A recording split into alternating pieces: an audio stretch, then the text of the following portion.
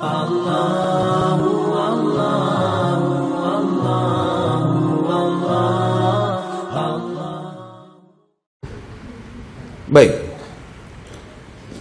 Tanda-tanda kiamat, kita mulai dengan pertama teman-teman sekalian, tanda-tanda kiamat kecil. Orang mukmin sangat tahu bahwasanya kiamat tidak akan terjadi kecuali terjadi kiamat kecil. Banyak orang-orang selain muslim menebak-nebak. Kita pernah dengar kiamat terjadi tahun 2012. Dibuatkan film. Digambarkan seakan-akan kiamat itu kok terjadi, dan anehnya ada yang selamat. Ada yang mengatakan gambaran, bukan menonton. Kita bisa baca informasinya kan? Tidak selamanya harus nonton. Jadi saya bisa baca informasinya, karena itu sesuatu yang dibutuhkan untuk para dai meluruskan. Karena umat salah dalam masalah itu. Kalau antum nonton, antum salah.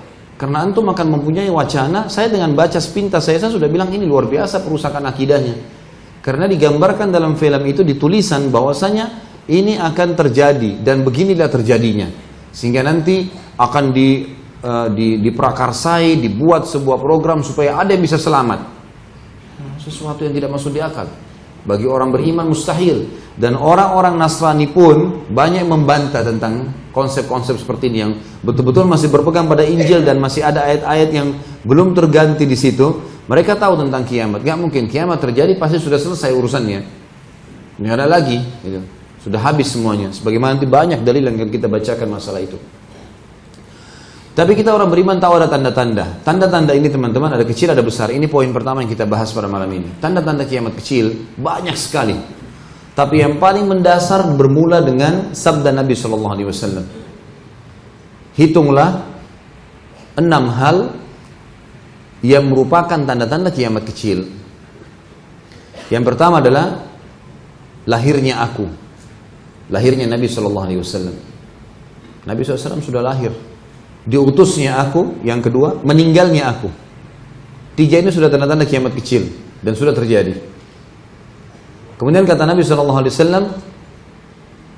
tersebarnya ta'un di tengah-tengah kalian kaum muslimin yang banyak mematikan orang. Ini juga sudah terjadi di zaman Umar bin Khattab radhiyallahu anhu. Terbebaskannya Konstantinopel, Turki. Itu dulu benteng Konstantinopel, wilayah ya, Eropanya, dan tembus di tahun 1453 yang kata Nabi Masehi tentunya, yang kata Nabi SAW, sebaik kalian akan menembus benteng Konstantinopel, sebaik-baik pasukan adalah pasukan pada saat itu, sebaik-baik pemimpin adalah pemimpin pada saat itu, dan sebaik-baik pasukan pada saat itu di tangan Sultan Muhammad bin Murad, dan diberikan julukan Al-Fatih karena dia membebaskan Konstantinopel. Jadi ada tanda-tanda kiamat kecil yang terlihat, yang sudah berlalu. Ada tanda-tanda kiamat kecil yang belum terjadi, yang sedang terjadi sekarang, dan ada yang belum terjadi. Tanda-tanda kiamat kecil yang sedang terjadi seperti misalnya sabda Nabi SAW, tidak akan terjadi kiamat sampai khamr dihalalkan dan diganti namanya mengganti nama-nama yang lain. Sekarang sudah beragam macam nama kan. Bahkan yang menjadi unsur utama khamr adalah alkohol. Sekarang kita tahu memabukkan, itu sudah masuk ke obat batuk, obat-obatan ya, masuk ke dalam minuman-minuman, dianggap cuma 0,5% dan seterusnya, diganti nama lah. Padahal kata Nabi SAW, ma'askara kathiru faqalilu haram. Yang kalau dikonsumsi banyak memabukkan, sedikitnya haram. Kalau minum 1 liter alkohol, mabuk gak? Berarti setetesnya haram, nggak bisa. Dan itu sudah terjadi. Dan ada hadis Nabi SAW juga, tanda-tanda hari kiamat yang berbunyi akan tiba nanti, tidak akan terjadi kiamat sampai ada di antara umatku yang menghalalkan musik dan zina. Riwayat lain mengatakan musik dan khamr. Sekarang kita lihat mana ada negara, kecuali Allahu alam Saudi yang saya tahu, yang lolos dari masalah ini. Diskotik, karaoke, ya, dan dinamakan hiburan. Ya. Padahal sebenarnya ini bukan hiburan, ini perusakan akhlak, perusakan moral, gitu kan? Perusakan iman. Tapi dianggap dibuat karaoke keluarga. Ini keluarga, itu keluarga. segala macam. Artinya turun-temurun akan dibiasakan si anak untuk biasa karaoke. Hiburannya adalah pergi ke sana. Ada yang sampai jemaah saya mengatakan, alhamdulillah sekarang sudah tinggalkan, sampai dia bilang di rumah saya buat studio sendiri Ustaz. Ya. Saya biayain sendiri. Saya pas tablik akbar di kotanya beliau jemput saya di bandara, langsung beliau mengatakan itu. Sampai saya buat di mobil saya ubah semuanya, sound systemnya. Karena satu keluarga semuanya suka. Subhanallah, hidayah dari Allah datang pas umroh sama saya, pulang berubah total, ditinggalin semua. Tapi itu yang terjadi, gitu kan. Kemudian ada hadis Nabi SAW yang berbunyi, akan datang nanti di akhir zaman tanda-tanda kiamat kecil, laki-laki menyerupai perempuan, perempuan menyerupai laki-laki. Sekarang sudah jelas dari sisi profesi. Berapa banyak perempuan berdesak-desakan sama laki-laki di pinggir jalan, di bus, di kereta api, tempat kerja. Penampilannya sama laki-laki, keluar memimpin sana sini. Sudah keluar dari fitrahnya. Berapa banyak laki-laki, perempuan yang bergaya seperti laki-laki, potong rambut pendek, pakaiannya ketat seperti laki-laki, pakai kemeja. Sudah kelihatan semua. Padahal kata Nabi SAW apa? Allah melaknat laki-laki yang menyerupai perempuan, perempuan menyerupai laki-laki. Ini contoh tanda-tanda kiamat yang sedang terjadi depan mata kita. Khamar, zina sekarang semuanya. Tanda-tanda kiamat kecil. Kata Nabi SAW tidak akan terjadi kiamat sampai gunung-gunung Mekah dijebol, dibelubangi, dibuat jalan. Subhanallah, saya sebelum malah menginjakkan kaki di Saudi tahun 90, waktu itu masih SMA, saya sudah temukan waktu pas datang di sana. Kebetulan ada paman saya, semoga Allah jaga beliau, pernah tinggal di sana, sekarang sudah tinggal di Indonesia. Itu pada saat saya ke sana sempat main ke rumah beliau, lalu kemudian dibawa keliling. Saya lihat jalan di Mekah itu, kalau kita keluar dari dekat Masjid Haram, keluar mengunjungi rumah-rumah masyarakat Mekah, banyak sekali gunung yang dijebol dan jadi terowongan-terowongan tempat untuk jalan panjang, kadang-kadang ada sampai berapa kilometer gitu. Dan itu termasuk disebutkan di dalam hadis Nabi SAW. Tidak akan terjadi kiamat sampai orang-orang pengembala kambing membangun building-building yang besar, tuh bangunan-bangunan yang besar, berlumba-lumba. Ini juga sudah kelihatan sekarang. Imarat Arab, ya. Umumnya orang turunan Arab lah. Dulunya mereka pengembala kambing. Pernah saya ceritakan teman-teman saya kalau masih ingat, raja yang sekarang, raja-raja yang ada di Imarat Arab, mereka berbicara 40 tahun yang lalu saja, 50 tahun yang lalu, mereka masih membahasakan dulu ayah saya tinggal di kemah di padang pasir sana, kami mengembala kambing. Sekarang building yang termewah di dunia ada di negara-negara Arab itu. Dalam hadis dikatakan tidak akan terjadi kiamat sampai pengembala-pengembala kambing, maksudnya orang-orang Arab, Jazirah Arab, mereka berlumba-lumba membangun bangunan-bangunan yang tinggi. Tidak akan terjadi kiamat, tanda-tanda kiamat kecil juga, kecuali ya, sudah lahir seorang budak, seorang yang bebas dari ibunya yang budak. Dalam arti kata, ada hamba sahaya wanita bergaul dengan tuannya yang bebas, kemudian lahirlah anak, maka anak itu ikut ayahnya. Tidak akan terjadi kiamat sampai Jazirah Arab kembali subur, tanda-tanda kiamat kecil. Ini mungkin sekarang masih kelihatan tanda-tanda, tapi belum maksimal, belum semua. Seperti misal Padang Arafah, teman-teman sekalian. Kalau antum haji beberapa tahun yang lalu lah, mungkin tahun 80-an, saya yakin kalau ada orang-orang tua kita yang pergi haji tahun 80-an, mereka pasti tahu dan membahasakan Mina, Arafah, Muzdalifah ini pasti gersang sekali. Dan kerajaan Saudi baru menggalang penanaman. Waktu saya masih tahun 90 di sana, haji pertama, itu 1990 saya masih temukan pohon-pohon di Arafah kecil sekali. Sekarang itu pohon-pohon sudah sangat besar, sudah mulai rindang lokasi itu. Juga kadang-kadang Jazirah Arab memang kelihatan pernah subur.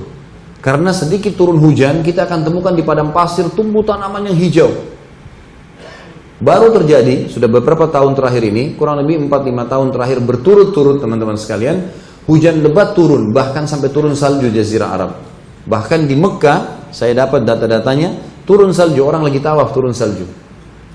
Dan salju ini, para ilmuwan mengadakan penelitian, ternyata adalah kalau turun di daerah gersang, padang pasir, itu makin sangat cepat membuat daerah itu menjadi subur. Karena dia mengandung air yang sangat banyak.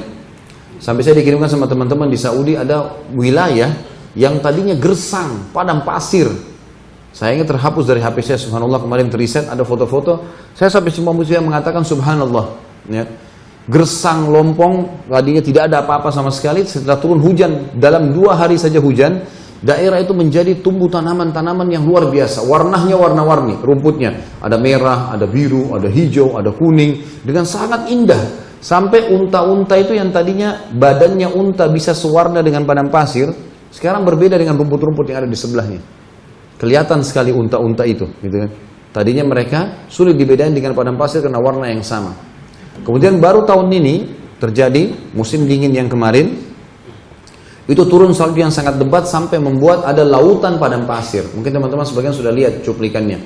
Dan itu pasirnya jalan seperti air. Ternyata di bawahnya ada air yang sangat banyak dari cairnya es itu. Sabda Nabi SAW pasti akan terbukti. Tidak akan terjadi kiamat sampai Jazirah Arab kembali subur.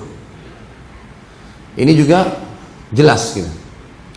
Kemudian juga sabda Nabi SAW, ini yang sementara terjadi ya. Kita bicara sementara terjadi. Sekarang sesuatu tanda-tanda kiamat kecil yang belum terjadi. Ini tentu sebagian ya. Saya yang terlintas saja. Yang tidak terlintas saya tidak sebutkan tentunya. Karena di buku kita tidak semuanya disebutkan ini. Beliau Syekh Abu Bakar rahimahullah fokus ke tanda-tanda kiamat besar. Tanda-tanda kiamat kecil yang belum terjadi ikhwan dan akhwat sekalian adalah keluarnya gunung emas di sungai Furat. Dan sungai Furat adalah sungai yang ada di Turki. Kata Nabi SAW, tidak akan terjadi kiamat sampai Furat mengeluarkan gunung-gunung emas. Bukan satu, banyak. Dan kalau keluar itu, maka seluruh manusia berebut. Seluruh dunia berebut. Nabi SAW pesan buat kita semua, jangan kalian ikut-ikutan. Kalau lihat itu, jangan ikut-ikutan. Karena dari 100 orang yang memperebutkannya, ini tentu ibarat saja. Karena banyaknya orang, 100 orang yang memperebutkan, maka 99 mati terbunuh. Yang lolos cuma 1. Artinya, kalau 10 juta yang berebut, berarti akan mati 9 juta sekian. Begitu terusnya. Pokoknya cuma 1 yang lolos gitu. Maka kata para sahabat, ya Rasulullah, kalau begitu kenapa orang masih mau ikut-ikutan? Dari sabda Nabi SAW ini, Nabi seakan-akan memberikan isyarat akan ada dari kalian nanti ikut-ikutan tuh, umat Islam. Kenapa masih ada yang ikut-ikut ya Rasulullah? Sementara dia sudah tahu sabda anda ini. Kata Nabi SAW, karena dia berharap dialah yang 1 itu lolos. Artinya tetap dia berharap dia yang hidup, nanti dia yang dapat gunung emas ini. Saking banyaknya korban kata Nabi SAW, banyaknya jenazah manusia nanti di situ mati, gitu kan? Sampai-sampai lewatlah seseorang pencuri yang pernah dipotong tangannya karena mencuri emas. Lalu dia lihat ke gunung-gunung tersebut, dia lihat korban banyak sekali sampai dia mengatakan, sungguh terhina kau. Dia bilang sama emas itu, hanya karena kamulah telapak tanganku dipotong. Lalu dia tinggalkan, dia tidak mengambilnya. Artinya pada saat itu orang sudah jenuh dengan emas, gak ada yang mau sudah. Orang cuma mau keselamatan. Karena banyaknya orang meninggal gara-gara harta itu. Dan ini sekarang informasi terakhir membahasakan kepada kita, kalau pemerintah Turki, pemerintah-pemerintah yang ada di dunia ini sudah menyorotin sungai Furat. Kalau di situ ada emas. Makin hari airnya makin turun. Itu jelas penyampaiannya. Tidak ada sesuatu yang diragukan dengan sabda Nabi Sallallahu Alaihi Wasallam. Dan puncak daripada tanda-tanda kiamat kecil adalah malhama kubra, yaitu terjadinya perang besar antara muslimin dengan Rum, Bani Asfar namanya, atau tepatnya orang-orang Nasrani. Sekarang orang Nasrani membahasakan itu adalah perang salib terakhir. Makanya mereka membentuk beberapa perusahaan-perusahaan untuk membiayai perang itu nanti. Seperti kita lihat banyak tanda-tanda salib di dalam perusahaan-perusahaan itu. Seperti merek mobil ada tanda salib di depannya. Ya. Memang mereka merek-merek bagus, tapi itu kalau kita telusurin kisahnya, antum bisa ketik di Google kok. Itu adalah memang biaya pembiayaan yang disiapkan dari sumbangan-sumbangan yang masuk ke gereja untuk membiayai perang salib besar. Ini bukan masalah mengompor-ngompori ya, bukan. Tetapi memang ini faktanya. Kita sebagai umat Islam punya informasi jelas, hadisnya jelas. Kata Nabi SAW, nanti akan terjadi persekutuan antara kalian dengan Bani Asfar. Bani Asfar ini tepatnya orang-orang bule lah sekarang kita. Kemudian kalian akan memerangi satu kaum. Siapa satu kaum itu nggak tahu. Karena tidak disebutkan oleh baginda Nabi SAW, dikatakan kalian akan sekutu, memang kerjasama sepakat untuk memerangi masalah ini. Sekarang banyak ulama yang berisytihad mengatakan komunisme, ada yang mengatakan ateis, ada yang mengatakan apalah segala macam pemahaman, tapi itu adalah ijtihad. Intinya kita akan bersekutu umat Islam sama Bani Asfar untuk memerangi satu kaum sampai kita berhasil mengalahkan masalah itu. Setelah selesai, maka semuanya berpisah kembali ke negaranya masing-masing. Sampai ada beberapa pasukan muslimin di negeri Syam, tepatnya di Damaskus, ibu kota Syria.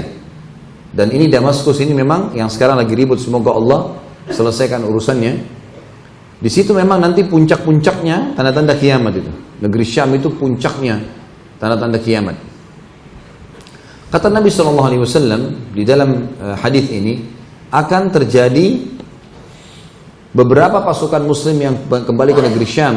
Ada juga pasukan salib Nasrani yang kembali ke sana.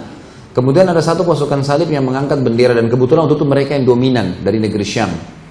Mereka mengangkat salib tersebut, benderanya sambil mengibarkan dan mengatakan saliblah yang telah, pasukan salib yang telah memenangkan peperangan, atau kami yang telah memenangkan peperangan. Maka ada satu prajurit muslim mengatakan, ini kan koalisi antara kita, kenapa kok dikatakan kalian saja? Intinya ributlah. Kata Nabi SAW, lalu Allah memberikan karunia kepada sekelintir umat Islam di situ untuk mati syahid pada hari itu, terbunuh semuanya. Hari kedua berkumpullah beberapa pasukan muslim yang juga berjanji setia, mereka akan hidup mati bersama. Lalu mereka perang, juga terbunuh semuanya. Allah karunia mereka mati syahid.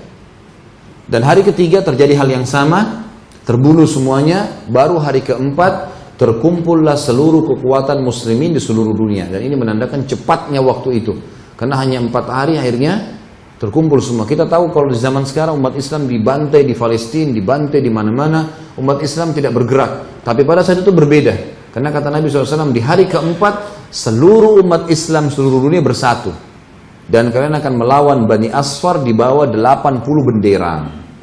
Sebagian ulama hadis mengatakan 80 negara, gitu kan? Perang besar-besaran. Sampai akhirnya, tidak disebutkan oleh Nabi SAW berapa lama, sampai akhirnya kalian akan menembus Rum. Rum ini teman-teman sekalian adalah, sebagian ulama mengatakan Vatikan. Akan menembus pusat daripada Nasrani. Dan kalian akan merobohkan temboknya dengan tasbih dan takbir. Karena banyaknya pasukan Islam, sampai tasbih dan takbir mereka, itu membuat tembok itu rubuh. Dan kita tahu satu-satunya sekarang tempat kekuatan Nasrani yang menggunakan tembok besar adalah wilayah Vatikan ini. Yang kadang-kadang pintunya dibuka setahun sekali dan dianggap pintu suci dan seterusnya. Pada saat itu kalau sudah terjadi teman-teman sekalian, dan ini waktunya tentu tidak sedikit. Ya. Pada saat itu terjadi, maka Dajjal, kata Nabi SAW, akan menjelma jadi manusia biasa, kemudian teriak di tengah-tengah pasukan muslimin. Maaf, syaitan bukan Dajjal. Syaitan, iblis akan menjelma menjadi manusia, kemudian berteriak di tengah-tengah pasukan muslimin, kalau Dajjal sudah keluar di keluarga kalian. Dajjal sudah keluar di keluarga kalian. Dan kata Nabi SAW, pada saat itu seluruh pasukan muslim tahu ini zamannya keluar Dajjal. Maka mereka pun rame-rame meninggalkan wilayah Rum tadi ke rumah-rumah mereka. Dan ternyata pada saat mereka tiba di wilayah masing-masing, mereka tidak menemukan Dajjal. Ini kenapa? Karena pasukan muslimin sudah tahu hadis Nabi SAW, sebagaimana saya akan sampaikan ke kantung. Kata Nabi SAW, kalau Dajjal, kalian dengar Dajjal keluar di satu lokasi, maka selamatkanlah diri kalian dengan keluarga kalian walaupun harus naik ke atas gunung. Dan janganlah seseorang di antara kalian berkata, aku punya keimanan yang kuat lalu aku akan melawannya, sehingga hanya dia menjadi pengikutnya. Dia menjadi pengikutnya. Karena Dajjal punya banyak sekali kelebihan, sebagaimana akan kita jelaskan di tanda-tanda kiamat besar. Itu tanda-tanda kiamat kecil banyak sekali ya, banyak sekali. Di antaranya sudah terjadi tadi, ada yang belum saya sebutkan, terbebaskannya negeri Syam, terbebaskannya negeri Persia, dan itu sudah terjadi di zaman Umar bin Khattab. Ya, masuknya Islam di Afrika, itu semua sudah berita-berita gembira dari Nabi SAW, dan banyak sekali yang sudah terjadi.